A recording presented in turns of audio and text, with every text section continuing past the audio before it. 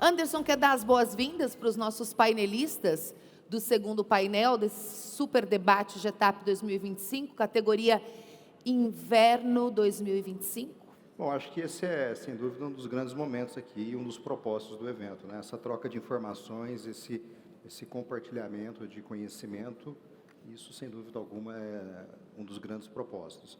E quando a gente vê os resultados, e quando eu pego lá da primeira apresentação do Gustavo, o crescimento do número de campos inscritos e auditados, e a história, a produtividade média subindo ano após ano, para mim isso que eu, na minha fala mais cedo, né? Isso que eu chamo de evolução constante, melhoria, correções, aperfeiçoamento. E eu acho que a partir dessa visão e desse propósito é aonde a gente realmente tem que estar aqui na mesa, tem que estar aqui no palco, trocando informações. Alguma conversa é melhor do que nenhuma conversa. E por isso vamos aproveitar esse momento aqui e explorar. Eu gosto de dizer nos relatórios que a gente faz lá na casa, que o relatório nosso tem que ser torturado até que ele confesse, né? Então, nos torturem aqui no palco até que a gente confesse o segredo do sucesso. É um interrogatório praticamente, né, Anderson? Exato, no bom sentido. No bom sentido, não precisa ser no mau sentido, né? No sentido ruim da palavra.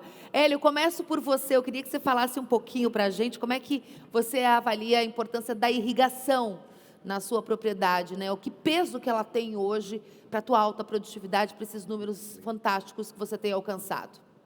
Bom dia. Bom, esse ano que passou, tivemos muito problema com seca, né?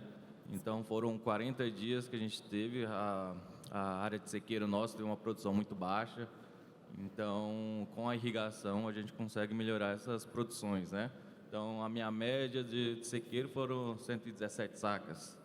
Então, a área irrigada, consegui produzir esses 221 sacas. Então, é uma diferença bem considerável. Eu acho que eu perguntei para o Hélio e o Edson respondeu. Foi isso que aconteceu? Ah, então tá certo, então tá certo. Ah, tá, mas eu vi que você pegou o microfone para responder. Ah, então, por gentileza, responda também, por favor. Palavra sua. Bom dia a todos. Bom dia. Irrigação, eu acho que hoje em dia, para a maioria das regiões, é fundamental. Sem irrigação hoje é meio complicado, principalmente pela mudança climática que está acontecendo. A nossa área, na verdade, a gente não irrigou, porque nós tivemos índice pluviométrico muito bom e nos dias certos, né? Se não me engano, tivemos que se fazer uma irrigação só ali na germinação, né? E depois a gente não precisou mais. Isso é sorte, né? Só que não podemos contar com a sorte hoje. A irrigação é seguro, né? Irrigação, acho que é uma segurança para todos. Alguém mais gostaria de contribuir com essa pergunta? Palavra é livre, pessoal. Vamos pegar o microfone e vamos trocar ideia. Acho que um complemento aqui, que eu comentei agora sobre a irrigação como um seguro, né? A irrigação, na medida em que a propriedade, o próprio empreendimento vai amadurecendo, tem toda uma curva de evolução, né? Construir silo, ter irrigação. E ela traz uma eficiência para o sistema, onde você consegue fazer uma combinação de várias culturas, primeira, segunda, dependendo da região, até uma terceira safra dentro do ano. E no todo, isso acaba melhorando muito o resultado do negócio e, obviamente, mitigando riscos climáticos, né? Microfone. Queria fazer uma pergunta aqui para o Claro. Douglas Ward. Primeiro, antes da pergunta, parabenizar aí por campeão nacional do GETAP Safrinha. É um orgulho para nós aí poder ter participado disso com você, Douglas. A pergunta que eu te faço é o seguinte: eu estava conversando com o Ricardo ali, que trabalha contigo, e o Anderson tocou isso logo na abertura do evento, que as inovações, a gente pensa nas inovações para trás como grandes saltos, mas talvez o que a gente vai ter agora não são grandes saltos, são pequenos passos que a gente vai sair de 230 para ir para 240, para 250. A pergunta que eu tenho para você é: você já tem mapeado dentro da sua propriedade quais são esses passos que você vai dar? E se você já tiver mapeado, qual que é o nosso papel como empresa, além de levar genética e tudo, o que você acha que nós podemos contribuir mais para que você continue dando esses passos no caminho da produtividade? Bom dia a todos. Bom dia. Primeiramente, agradecer o primeiro ano participando aqui do GETAP. Um abraço especial para o meu amigo Anderson. Companheiro de longos Nós nos voos. conhecemos em 2011, num voo meio emocionante de Passo Fundo até Uberlândia, né, Anderson? E de lá para cá ficou uma amizade mútua de outros parceiros que a gente tem de amigos. E primeira vez que a gente, nossa fazenda está participando. Assim, ó, nós lá na Bahia, nós estamos lá, completamos 40 anos de Bahia, nossa família, agora em 2025. Então, a gente veio do Rio Grande do Sul, lá na época, e temos essa propriedade. E a Bahia, assim, ó, a Bahia, nós não conseguimos nunca fazer 2 safras na Bahia, né? Porque os nossos ciclos de chuva começam um pouco mais tarde, comparado, por exemplo, com Mato Grosso e Goiás. Até esse ano, no mês de outubro, praticamente não choveu. As chuvas alinharam agora semana passada. Então, nós nunca conseguimos fazer 2 safras. Ou você planta soja, ou você planta milho, ou algodão, diferentemente do Mato Grosso, né? Então, o milho, na década de 90, início dos anos 2000, a Bahia chegou a plantar mais de 400 mil hectares de milho, Anderson, na época. Só que o que aconteceu? A Bahia perdeu o mercado, a questão de preço, custo alto, e o pessoal foi diminuindo até chegar em menos de 150 mil hectares no estado todo, oeste da Bahia. E o soja, nesses 20 anos, 10 vezes aumentou do que a Bahia lá do começo. Então, o desafio do milho foi muito grande. E a irrigação, conforme foi falado antes, foi que fez o diferencial para o milho. Porque nós conseguimos agora, com a irrigação, antecipar o soja. A gente planta o soja em 20 de setembro, 20, 25 de setembro. Colhemos a soja meados de janeiro.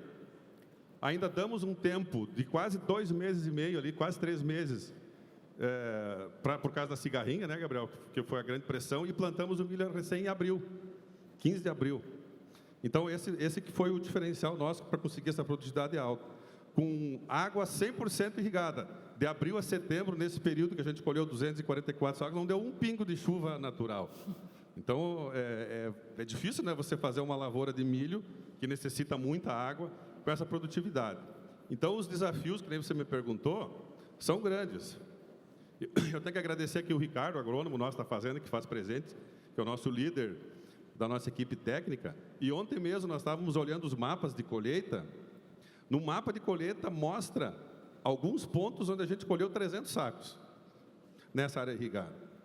Alguns pontos 180, 190, e fechamos essa média de 244. E essa média é a média real do pivô inteiro, não só no teste. O teste deu 244 e o pivô de 180 hectares fechou praticamente nessa média total. Então, foi uma grande produção.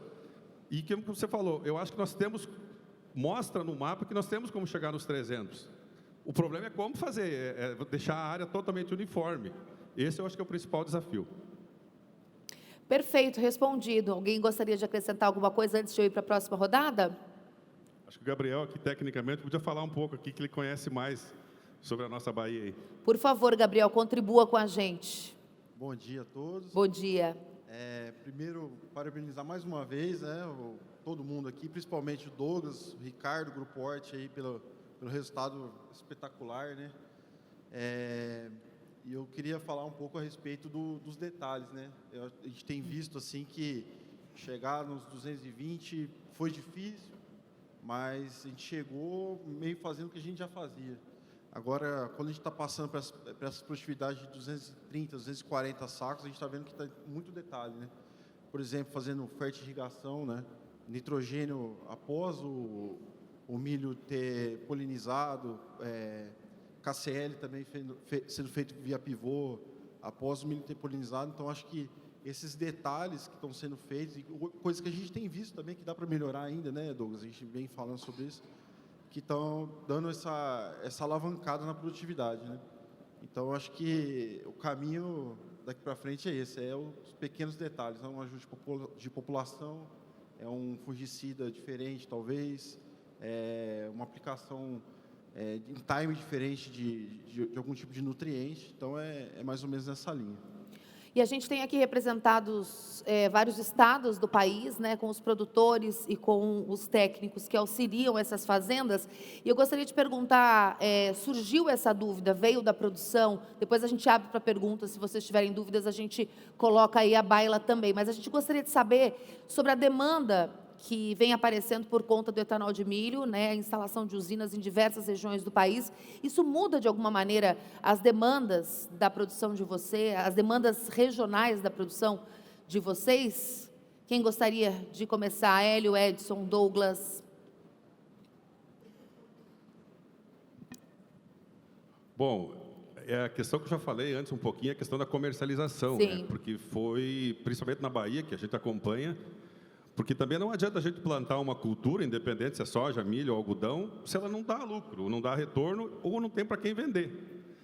E esse foi uma das grandes questões lá na Bahia, a questão comercial. O mercado estava muito complicado para vender milho, diferentemente da soja, que tem uma liquidez muito mais fácil. Você tem as trade que compram, em poucos dias você está com o dinheiro na conta. E o milho não, era muito complicado. Vários compradores, corretores roíam a corda de negócio, o preço, você fazia um contrato num preço alto, o preço baixava, não cumpre em contrato. Então, isso foi uma coisa que complicou muito o setor do milho. E a questão do etanol, que eu acho que como o Brasil todo, é uma grande conquista e um grande avanço. O Mato Grosso, por exemplo, hoje conseguiu atingir níveis de preço bom no milho por causa do etanol. Se não tivesse, ia vender para quem todo esse milho? Antigamente, o Mato Grosso vendia milho a R$10. Então, na Bahia mesmo, já tem uma planta de etanol sendo montada lá em Luiz Eduardo Magalhães. Lá em Correntina, Jaborandi, onde a gente está, que é mais na divisa com Goiás, também tem o projeto de mais uma usina de etanol. Tomara que, com isso, volte a retomar o crescimento da produção de milho na Bahia, em função das duas coisas, do etanol e da irrigação. Eu acho que são os dois fatores principais para aumentar a área e aumentar a produção. Mas desde que tenha comprador, né? Senão também não adianta. Edson, você tem observado essa movimentação na tua demanda de fornecimento para usinas voltadas para o etanol de milho? Na nossa região ainda não chegou assim, porque na região nossa ainda não tem uma usina perto. Sim. Porque hoje eu acho que o que mais o pessoal complica a negociação seria a logística, né? Então hoje as fábricas estão indo mais para o lado do centro-oeste, né? Mas sem dúvida muda muito o mercado. Essas empresas de etanol vai fazer com que o milho dê uma reagida nos próximos anos. Queria saber como é que estão essas movimentações lá pelos lados do Rafael. Bom dia, senhores. Bom dia. Bom dia a todos. Prazer estar com vocês. Prazer é nosso. Antes de mais nada, parabéns a todos os campeões aqui, né, os que estão no palco e os que já receberam as comemorações, a celebração. Trazendo um pouquinho da perspectiva, olhando um pouco pela Corteva, pela marca Pioneer, sim, é um mercado bastante promissor. A gente tem visto números crescentes na indústria do biocombustíveis, né, de forma geral, inclusive outras espécies como carinata, nós estamos testando mostarda no Brasil, enfim, combustível alternativo para aviação, enfim, tem uma série de oportunidades de crescimento no mercado. E falando especificamente aqui da cadeia do milho, né, não só milho e sorgo, com as usinas, é evidente, tem uma expansão muito grande, né, tem muito apoio do governo, a indústria está se preparando e está avançando muito forte nisso, muito no Cerrado, a gente tem visto, né, e a gente não fica de fora, a gente continua apoiando, suportando, desenvolvendo as nossas tecnologias, ajudando o produtor a produzir, né, e evidentemente que é mais uma boca comendo, no bom sentido, ou seja, é mais gente, é mais uma cadeia fomentando a demanda, né, e o que dá uma sustentação de preços. A gente viu dados de consultoria mostrando aí, nos próximos 10 anos, um potencial crescimento da área de milho do Brasil, na ordem de mais ou menos 5 ou 6 milhões de hectares. Isso é uma área muito significativa quando você olha essa projeção que a indústria do etanol pode dar para nós. Então, sem dúvida, é enxergar com bons olhos toda essa oportunidade e é mais uma oportunidade, mais um reforço da viabilidade da nossa agricultura aqui no Brasil. Danilo, você também, olhando pelo lado do ponto de vista da indústria, concorda com o Rafael nesse sentido, que existe sim uma movimentação? Eu queria que você falasse do ponto de vista do produtor, como é que o produtor tem se preparado para essas demandas que estão surgindo aí ao longo dos anos. Não é uma coisa nova, mas a gente sabe que a explosão ela tem sido bastante evidente nos últimos, principalmente, 10 anos, né? Primeiro, do lado nosso como indústria, eu concordo absolutamente com o que o Rafael trouxe, que a gente tem que se preparar, e a gente está fazendo isso, Sim. Tentando entender como que a nossa genética, o nosso manejo, as nossas recomendações, enfim, a gente pode fazer o agricultor produzir mais, que eu acho que no final é uma boca a mais comendo, né, Rafael? E a gente precisa garantir que o agricultor vai ter os produtos, as tecnologias para que abasteça esse mercado que é muito promissor em diferentes regiões. A gente viu o impacto disso no Mato Grosso, a gente vai começar a ver o impacto disso mais real em outras regiões. A gente estava conversando mais cedo, por exemplo, que muda até, em alguns momentos, a gente pode ter uma mudança até na escolha de um híbrido, porque hoje o mercado da Bahia, por exemplo, é um mercado que atua bastante com grande parte do milho lá, vai para consumo humano, né, e isso influencia, inclusive, a escolha do milho por parte do agricultor. No momento em que você tem um mercado que compra sem essa necessidade dessas características, mas com outras necessidades, são as perguntas que a gente se faz todo dia para entender como que a gente leva essas soluções aí para o campo.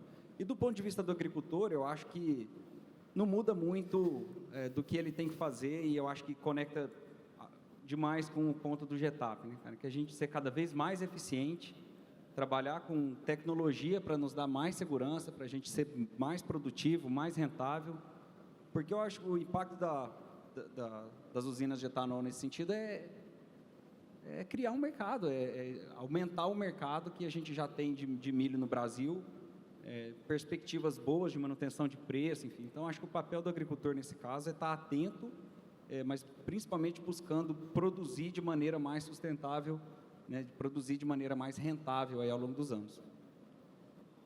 Anderson? Vou aproveitar que é inevitável falar de etanol, porque etanol virou uma grande engrenagem no mercado do milho, né? Seja no verão, indiretamente, seja no inverno e indiretamente no próprio verão, né? E acho que a gente tem uma combinação muito interessante. A gente tem o produtor na mesa e tem também a indústria. E quando a gente pensa lá na indústria do etanol, no caso, aqui temos o Bayer, temos a Corteva, que é a indústria que fornece a semente. Acho que perguntando para o Rafael, e óbvio, acho que o Danilo também pode complementar muito nessa linha. Como indústria, vocês já vislumbram híbridos específicos para maior rendimento de etanol, alguma coisa que indiretamente, dentro de acordos de produção, vai melhorar a eficiência do produtor rural? É uma boa pergunta, Anderson.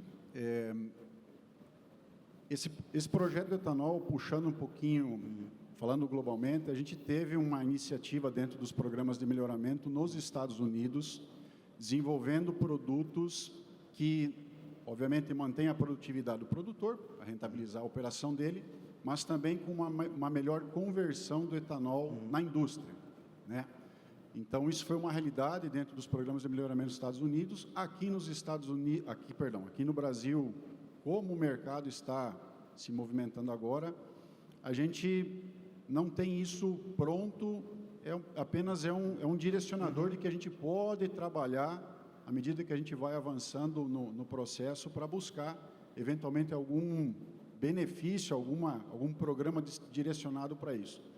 Uma coisa é fato, o que dirige o negócio é a produtividade. Talvez esses pequenos ajustes não sejam tão significativos. Então, em primeira instância, o que a gente precisa garantir como indústria? Que o produtor acesse o produto que tem uma recomendação, aportar práticas de manejo para que ele consiga realmente extrair a maior produtividade de grãos, e, obviamente, isso dentro da indústria vai se converter pela quantidade e maior conversão de etanol. Essa seria a guia principal. Okay? Não, perfeito. No caso da Bayer, Anderson, a gente está na mesma linha. Tem pelo menos 8 anos que a gente testa 100% da nossa genética que chega em fase final de avanço para características de amido, enfim, para tentar entender os benefícios que isso teria para a indústria, tá, Anderson? Até aqui, a gente continua avançando os híbridos mais produtivos, mais seguros, mas a gente está atento com isso, né, Rafael? Acho que a Corteva da mesma forma, Até porque tem um papel da própria indústria de etanol, né, Anderson? O quanto a indústria de etanol está disposta a pagar mais por aquela matéria-prima, o quanto ela vai se amarrar em determinado híbrido A, B ou C. Enquanto isso não acontecer, eu acho que a gente também não fica com um estímulo claro para a gente levar um híbrido específico para etanol. Agora, caso o mercado se movimente para isso, o importante é que a gente já tenha uma base de dados que nos permite fazer decisões rápidas aí em termos de, seja para movimentar um plano de melhoramento genético, ou seja para comercialmente a gente atender alguma necessidade que vier. Então, nós estamos em stand-by, mas trabalhando com a geração de dados, tá, Anderson? Acho que com os elementos que tanto o Rafael quanto o Danilo traz aqui, quando eu olho o lado do produtor que está aqui na mesa ou o produtor que está no auditório, acho que a mensagem clara que o setor tem para dar é o seguinte, estamos prontos. Se o mercado caminhar nessa direção, as fazendas, a operação vai se adequar sob uma visão de processo, sob uma visão de segregação de materiais, para atender uma demanda. Mas, da mesma forma, quem vem primeiro, o ovo ou a galinha, né? O consumidor tem que sinalizar para quem está na mesa aqui, para quem está aí no auditório, que, planta que o João garante, né? Quem lembra dessa frase, né? Planta que a indústria consome. Mas o importante é ter isso em mente, que os mecanismos estão razoavelmente preparados. Só vão ser ativados quando efetivamente o mercado demandar isso aí, né? Agora, eu queria saber do Hélio, chegou uma pergunta para o Hélio aqui para falar um pouquinho sobre o concurso especificamente, mas eu estendo depois para você. Eu queria perguntar para você e para o Ivan, como é que vocês se informam sobre isso que o Rafael e o Danilo acabaram de falar, né? Sobre essa possibilidade, essas possibilidades surgindo, de que maneira isso chega para vocês lá no campo, né? E como vocês têm se preparado para essas eventuais mudanças? Bom, em relação a essas usinas de etanol, né, que o momento, o pessoal está falando que vai abrir essas usinas na região, mas o consumo ainda é direcionado para consumo, né, de animais. Então, o milho nosso vai muito em torno de Belo Horizonte, em torno de Montes Claros, né? Então, ainda, eu acho que vai ser um pouco demorado para a gente. Acho que foi aprovado em algumas cidades, acho que em torno de Montes Claros, Cristalina, parece que Formosa. Então, mas eu acho que vai ser um pouco demorado ainda. Bom dia. Primeiramente, parabéns a todos os campeões aí. A nossa região ela ainda não tem um modelo definitivo já de etanol de milho. E é uma região que sustenta muito outras regiões de Minas com milho para ração. Então, a região do noroeste de Minas produz muito milho, e o norte de Minas não produz, mas consome. A região centro de Minas, em torno de Belo Horizonte, que tem muitas granjas, consome muito milho e não tem. Zona da Mata. Então, o noroeste de Minas sempre forneceu muito milho dentro de Minas para outras regiões que não plantam. Então, a nossa região ainda, as outras regiões de Minas são dependentes do noroeste de Minas para essa necessidade de milho para ração, tá? Mas o que a gente costuma fazer é falar que essas coisas aparecem no campo. Então, quando tiver uma indústria de etanol e ela identificar que um híbrido X, um híbrido Y tem maior rendimento de álcool, isso rapidamente já vai para o campo e a gente consegue achar ferramentas, híbridos que sustentam, sabe? Mas hoje em dia a grande procura, o grande norte é ainda entregar altas produtividades de milho com manejo, com sustentabilidade. Esse ainda é o grande norte. E vocês têm entregado e muito bem entregue, né? Obrigada, Ivan. Agora eu vou fazer um rodízio rapidinho. Queria fazer uma dinâmica aqui com os nossos painelistas para a gente abrir para perguntas, que é o momento que vocês podem tirar as dúvidas. Mais uma vez repetindo, desse timaço, tanto da parte da indústria, quanto da parte da produção, do assessoramento aos produtores rurais. Aqui está realmente quem entende e muito, né? E vocês também, obviamente, do milho. Então, é um momento da gente trocar aí figurinhas sobre a cultura, mas eu vou começar lá pela ponta, depois do Anderson. Vou começar pelo Anderson também, por que não? Vou colocar o Anderson na rodada, por que não? Começar ele é por nosso, ordem alfabética. ele é um dos nossos oráculos do milho no Brasil. Anderson, vamos lá. Próximas safras, vamos falar em 2026. Se você pudesse definir algo que te preocupa e por quê nas próximas temporadas? Bom, acho que, como eu comentei mais cedo, né, na leitura nossa, nós estamos ainda no meio de um ciclo de baixa estrutural de commodities. Ou seja, existe excesso de capacidade instalada, os altos preços lá de 21 e 22 incentivaram, desde o fertilizante, defensivos, o próprio agricultor, a aumentar a capacidade instalada. Com o recuo de preços, então tem setor que está rodando com 30%, por exemplo, semente de soja está rodando com 40% de ociosidade, semente de milho está rodando com 30% de ociosidade. Então, corrigir e absorver esse excesso de capacidade instalada requer tempo. Para isso, a importância de ganhos de eficiência para navegar esse período de baixas margens. Dito isso, repetido o que eu disse mais cedo, qual é a preocupação, Sueli, que eu coloco para esse 25, 26? Garantia de receita, de resultado em reais. Porque hoje, um dos grandes riscos da produção agrícola, hoje, claro, tem todo um dilema de alocação de tecnologias, qual que é o melhor material, qual é o melhor manejo para uma dada região. Isso é condição imprescindível.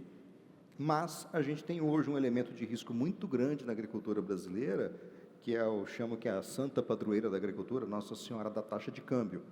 Se a gente valoriza o real dos 5,30, 5,40 que a gente tem hoje para 5 em algum momento do ano que vem, no cerrado brasileiro, o produtor de soja e até mesmo o produtor de milho já fica numa situação bastante delicada. Então, acho que como gestão do negócio, e aquela história, não só a produtividade, mas a eficiência do todo, este componente financeiro e comercial é possivelmente um dos grandes riscos do 25, 26. Edson, por gentileza, sua opinião. Falando de dificuldades, acho que o Anderson já adiantou quase tudo aqui, mas eu também vejo que a maior dificuldade aqui para frente eu acho que é em questão de produtividade, né? Porque o clima mudou muito, né? Então a gente tem que buscar um equilíbrio, né? Então a gente não pode errar, né? Mas eu acho que é mais para nós lá, eu vejo mais em questão assim do clima, pelo menos não seja tão severo assim, não esteja dando tantos problemas para nós. Aí a gente tem que falar com São Pedro, né, Edson? Sim. Trocar uma ideia com São Pedro. Na verdade, não é só São Pedro, né? Porque às vezes fatores. São Pedro manda demais também. Esse é o problema, né? É na falta e no excesso, né? Porque dificuldade, eu vejo assim, que todos os anos a gente tem. Não é ano que vem, daqui 10 anos. A gente enfrenta dificuldade já milhares de anos né, para trás. Todo ano tem uma dificuldade. E cada ano é uma história. Todo mundo sabe, né? Esse ano é o problema de cigarrinha, ano que vem já é problema de lagarta, e já vem novas doenças, novos desafios.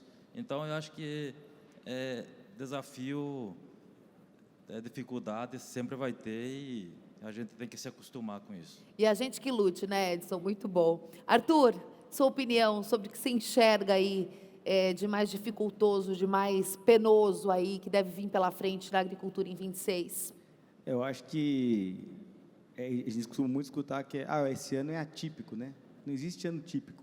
Um ano é diferente do outro, e acho que aqui está o exemplo dos produtores que apresentaram, que estão aqui no palco, que estão preparados para as adversidades. Acho que desde a escolha do híbrido, o manejo, vão aumentar a área de milho ou diminuir a área de soja, enfim, estar atento às movimentações do mercado, adaptar as suas áreas para as culturas que estão dando mais rentabilidade e enfrentar esses anos de baixo que o Anderson comentou aí. Acho que esse é o grande desafio aí, o segredo do sucesso. Perfeito, muito obrigada. Gabriel, sua vez. Bom, acho que é tudo que o pessoal já falou, né? Questão de mercado, clima. E eu acredito também que a gente tem uma dificuldade hoje no controle de pragas e doenças, né? Que também é uma oportunidade, né? A gente tem uma oportunidade de melhorar isso e isso contribuir para o aumento de produtividade no campo. Eu acho que é um ponto que está na nossa mão, né? Tem muita coisa, por exemplo, clima, essas coisas não estão na nossa mão, a gente não consegue interferir, né? Mas na questão de manejo, que é uma coisa que está sendo difícil, né? Cigarrinha, muito, lagarta e pulgão também, que é uma coisa que está pegando bastante. e isso está na nossa mão, é uma dificuldade e também uma oportunidade de melhora. E lá pelos lados baianos, Douglas? Bom, assim, o que eu vejo, essa questão, a gente sempre fica pensando como vai ser o ano que vem, como vai ser o próximo ano. Cada ano é um ano. Nós, lá na Bahia, em 2023, o Ricardo está aqui, lembra bem, chovia 5 milímetros, nós ia lá olhar para plantar, que estava atrasado, não chovia, plantava de novo. Ano passado foi o contrário, 2024. Choveu muito em outubro, plantamos tudo cedo, foi um ano, nessa época, ano passado, em 20 e poucos de novembro, nós estávamos 100% plantado, pronto. 2025, agora, novamente, diferente essa questão do clima. De novo atrasou, estamos plantando agora. Mas o que eu vejo, assim, a gente tem que ter rotação de culturas. Nós, lá na fazenda, a gente tem soja, milho, algodão, pecuária, sorgo, milheto, em várias épocas do ano. Nós temos soja que foi plantada em setembro, vai colher em janeiro eu já vendo soja, depois em março, abril, aí eu já tenho soja sequeiro, já vendo soja. O milho sequeiro que a gente planta também, colhe lá por abril, maio, depois da soja, você já tem entrada de caixa nessa época.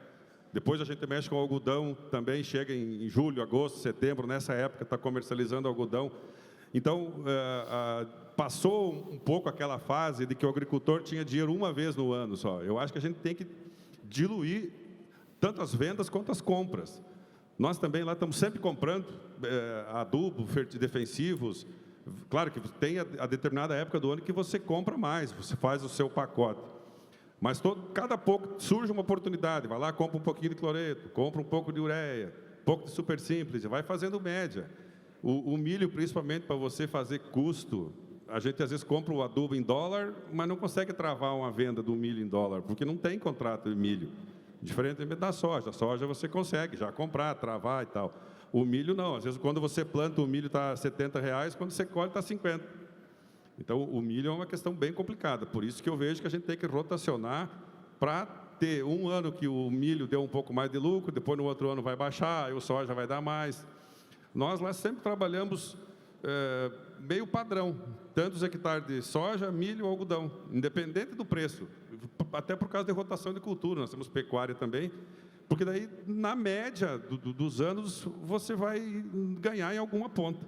Então, acho que isso é o principal. E o agricultor brasileiro, como um todo, é muito do Maria vai com as outras.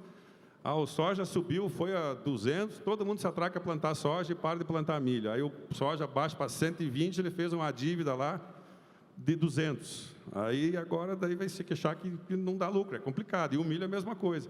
Então a gente tem que ter sempre a cabeça no lugar, fazer os investimentos da maneira correta.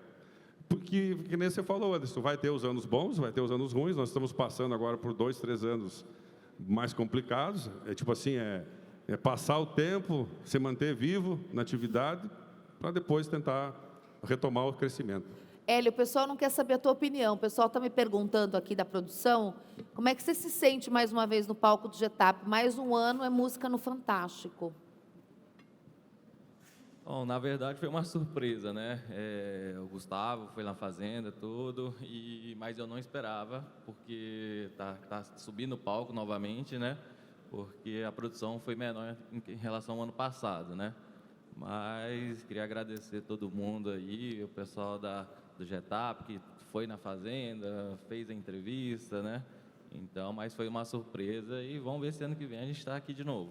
Eu vou passar rápido, obrigada. Foi um grande prazer estar aqui com você de novo também. Espero também no ano que vem. Agora eu vou passar pelo Ivan, pelo Rafael e pelo Danilo rapidamente, porque tem um integrante desse time aqui que tem que pegar um voo e já está meio atrasado.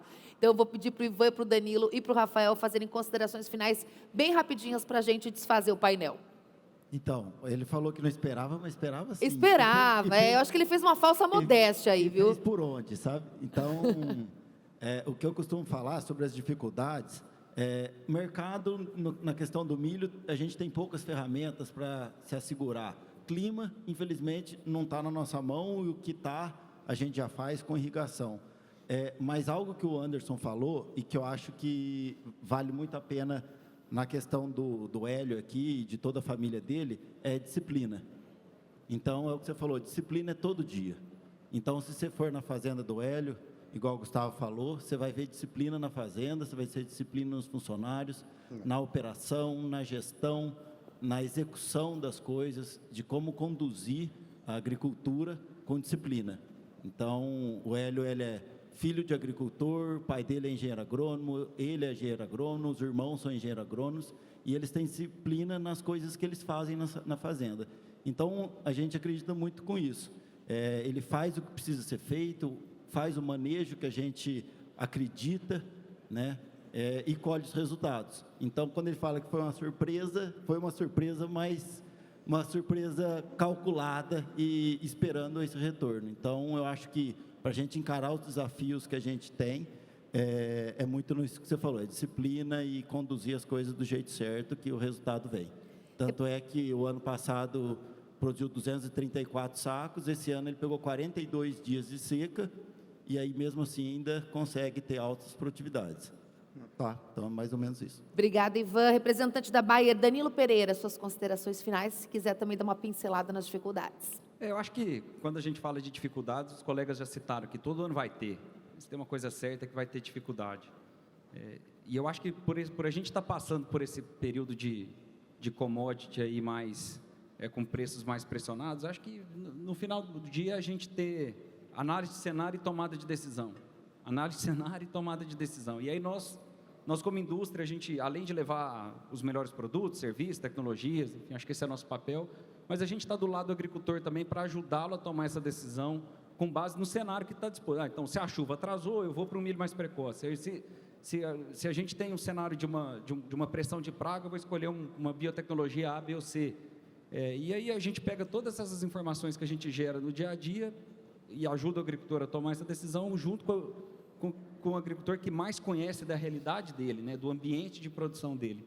Então, eu acho que é isso, a gente ser muito assertivo nesse processo de analisar o que está acontecendo e tomar uma decisão que ajuda a ser mais eficiente. Obrigada, Danilo. Rafael Seleme, representante da Corteva. Sim, em linha com o que os colegas falaram, nada diferente, né? Para mim, são duas premissas básicas. Primeiro, produtividade. Sem ela, nós não vamos para lugar nenhum. E a turma que está aqui está mostrando isso para nós. Estamos falando de barreiras de 300 sacas por hectare, gente. No verão, safrinha acima de 230, 240, 250. Então, o primeiro drive, o primeiro direcionador é a produtividade. E o segundo ponto é gestão de risco, gestão de custos, né? Você tem eficiência dentro da propriedade. A gente está, no comentário do Anderson, talvez mais 2 anos aí o ciclo de acomodação da indústria, da agricultura, temos um cenário de crédito, então isso tudo traz desafios. Então, uma boa gestão de custo, ferramentas como o BART e tantas outras alternativas técnicas que a gente tem dentro das propriedades são os caminhos para que a gente tenha sustentabilidade ao longo dos anos. Essa foi a categoria Inverno Irrigado, esse foi o debate 2025. Senhores, muito obrigada, com as palmas da plateia. Eu peço que podem decompor o painel, por gentileza.